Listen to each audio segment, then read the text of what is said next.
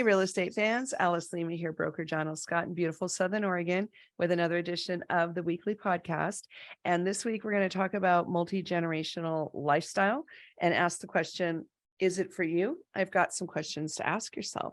So the first question to ask if you're entertaining this lifestyle is how compatible are you lifestyle as well as financial with the humans that you're considering living with.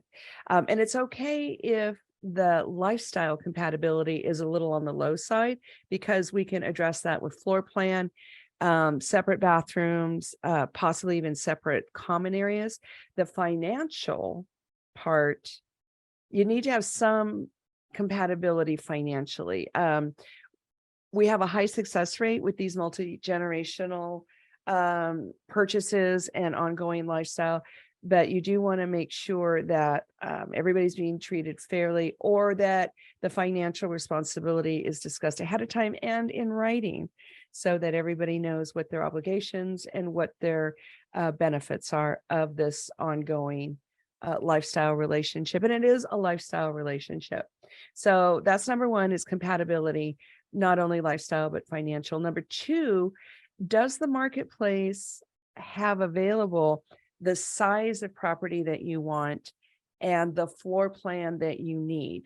And do not shortchange yourself on the floor plan. If it's not quite right, but everything else works, then let's talk about a little bit of construction, a little bit of remodeling.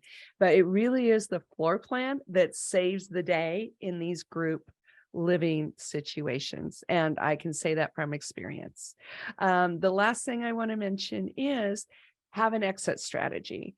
A lot of times when we're entering into these arrangements, we're either emotional because we're afraid somebody's sick and dying, or we're having triplets and we're doing this so that they'll have built-in daycare. So there might be like other life events going on, and we don't always think all the way through what is it going to be like at the end. And it's not that you want to be negative, it's just have the conversation with everybody. What happens if there's a divorce, there's a death, there's a disability, there's 16 more children, there's more relatives that are going to be added into the mix later? Are we going to stay in this property and keep it and pass it down? Or are we going to get to a place in our family evolution where we don't need it anymore and it's really too expensive or too big, and we're going to either pass it on to another relative or we're going to sell it? And you don't have to keep these decisions like in stone necessarily, but you do want to write it down so that everybody understands and signs it, and then maybe look at updating those decisions every 3 to 5 years, depending on your situation.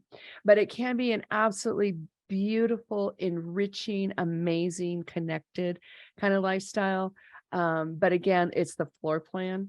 It's the floor plan that's going to save you.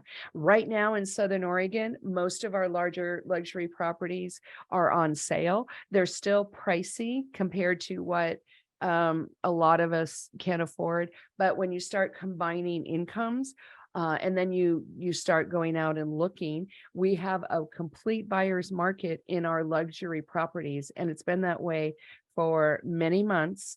And so it's a great time if you want to do this. It's a great time to go out. The prices are soft, and there are not as many buyers in those upper price ranges where you would find these multi-generational properties listed for sale. So it's a great time. So that's our podcast for today. Let me know what I can do to help with your real estate life. Would love to be your agent. I'm a great listing agent, and goodness knows we do need more listings, even in spite of another weird week on Wall Street and the one bank, Silicon Valley Bank, having to be halted and shut down. In spite of all that, we still have way more buyers than we do sellers.